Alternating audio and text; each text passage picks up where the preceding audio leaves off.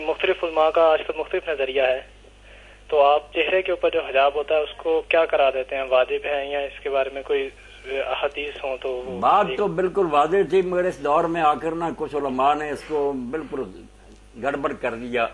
کہ اندرون خانہ جو ہے نا، جس کا ذکر سورہ نور میں جو یہاں سے شروع ہوتی ہے کہ اہل ایمان جب لوگوں کے گھروں میں داخل ہو تو اجازت لے کر جاؤ اور سلام کرو، پھر آگے آتا مرد نظریں نیچی رکھیں، اپنی شرمگاہوں کی حفاظت کریں، عورتوں کا بھی آتا کہ وہ بھی نگاہیں نیچی رکھیں، اور اللہ ما ظہر منہا جس کی تفسیر صحابہ کرام سے لے کر چلی آ رہی ہے کہ بغیر میک اپ کے ہاتھ اور یہ گھٹوں تک جو ہاتھ ہیں یہ منہ ننگا رکھا جائے۔ تو گھر میں تو یہی بات ہے کہ جس کو آپ گھر میں آنے کی اجازت دیتے ہیں نا، دیور ہے، جیٹھ ہے، یا کوئی دوست بھی ہے قابل اعتماد جس کو آپ نے سمجھا کہ گھر میں آ جائے، وہاں تو چہرے کا پردہ نہیں۔ صاف سیدھی بات ہے، امام بھی متفق ہیں، صحابہ بھی متفق ہیں، گھر میں بھی بچیوں کو تنگ کرتے رہیں، ہم کیوں کریں؟ سادہ طریقے سے منہ اور ہاتھ ننگا کریں، باقی دوپٹے وغیرہ ٹھیک کر لیں، اور وہاں جو ہے کہ نظریں نیچی رکھیں۔ وہی بتا رہا کہ وہاں منہ ننگے ہوں گے، گھر کے باہر کہیں نظریں نیچی کرنے کا حکم نہیں آیا۔ وہ بیان ہے سورہ احزاب میں کہ جب عورتیں گھروں سے باہر نکلیں یدنین علیہن من جلابیبہن،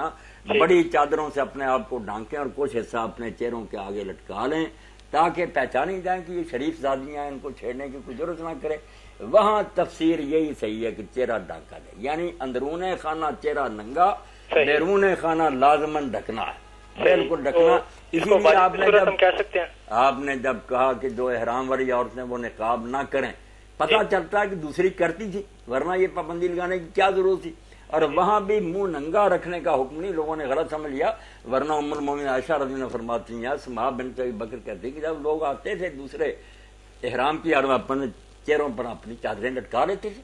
صرف یہ ہے کہ باقاعدہ نقاب جو برقع وغیرہ یہ احرام کی حالت میں فیشن ہونے کی وجہ سے روک دیا کہ اتنی زینت کی ضرورت تھی، ورنہ چہرہ وہاں بھی چھپا سکتی عورت۔ تو گھر کے باہر تو چہرہ چھپانا پڑے گا، غیر لوگوں سے واسطہ پڑتا۔ گھر کے اندر آئیں گے اپنے جان پہچان کے لوگ قابل اعتماد، وہاں پردہ نہیں یہ منہ ڈانکنے کا۔ یہاں جو لوگ کہتے ہیں نا کہ آپ نے فرمایا الحم والموت، کہ دیور جیٹھ جو ہے وہ موت ہے، وہ وہاں یہ سوچنے کی بات ہے میرے بھائی کہ وہاں پردے کا ذکر ہے، وہاں تو ذکر ہو رہا ہے کہ جو اللہ اور آخرت پر ایمان رکھتا ہے وہ تنہائی میں نہ کسی عورت پہ، وہ خلوت کی بات ہے۔ وہاں کہا کہ ہم وہاں چہرے کی بات ہی کوئی، جو دیور جیٹھ وغیرہ ہر وقت گھر میں رہیں گے ان سے چہرے چھپاتے رہنا۔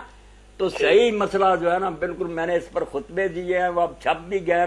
کہ محرموں سے کیا پردہ ہے، اجنبیوں سے کیا پردہ ہے، خامندگی کا کیا ہے، وہ چاروں سٹیج علیحدہ علیحدہ دلائل سے واضح کر دی ہیں۔ ہر آیت اور حدیث اپنی جگہ پر سیٹ ہوگی، ایک بھی اس کے خلاف نہیں۔ اس لیے گھر میں چہرہ بے شک ننگا رکھیں، مگر سادگی کے ساتھ۔ اگر زینت کے ساتھ آنا تو پھر وہ رشتے بتا دیجیے اللہ نے کہ وہ محرم ہونے چاہیے، باپ بھائی وغیرہ، ان کے سامنے بے شک زینت بھی، دوسرے ان کے سامنے سادہ، مگر وہ اللہ ما ظہر منہا، ہاتھ اور منہ ننگے رکھ سکتے۔ ٹھیک ہے جی۔ اچھا، تو اس میں یہ ہے کہ جو تقاریب ہوتی ہیں یا شادی وغیرہ ہوتا ہے جی، وہاں پہ تو مثلاً قرابت دار بھی ہوتے ہیں، رشتہ دار بھی ہوتے ہیں، اور باہر کے بھی ہوتے ہیں، وہاں تو لازماً چہرہ چھپانا چاہیے۔ لیکن وہ اس میں تو یعنی کہ اگر کوئی باہر حجاب کرتی بھی ہے عورت، لیکن وہاں پہ تو وہ باقاعدہ زینت کے ساتھ جاتی ہے اور چہرہ بھی کھلا رکھتی ہے۔ ہاں، وہ تو میرے بھائی آپ نے ٹھیک توجہ دلائی، اب تو بربادی ہوگی، یہ تقریبیں جو ہے یہ تو بدماشی کا گھر بن گئی، سارا پردہ ختم، سر بھی ننگے، غیر مردوں کے ساتھ خلا ملا، تو یہ تو دین اس کو ہضم نہیں کر سکتا، یہ تو بدماشی ہے۔ مولانا کہ ایک اس کا نقصان یہ بھی ہو گیا کہ وہاں جب ویڈیو بنتی ہے تو کسی غیر گھر کے اندر جاتی ہے تو منگنیاں ٹوٹ جاتی ہیں، وہ کہتے ہیں یہ جو لڑکی ہے اس کے ساتھ میری بات چلاؤ، سکینڈل ہو بن جاتے ہیں، یہ بہت تباہی ہو رہی ہے، اس سے تو بالکل پرہیز ہونا چاہیے۔ صحیح۔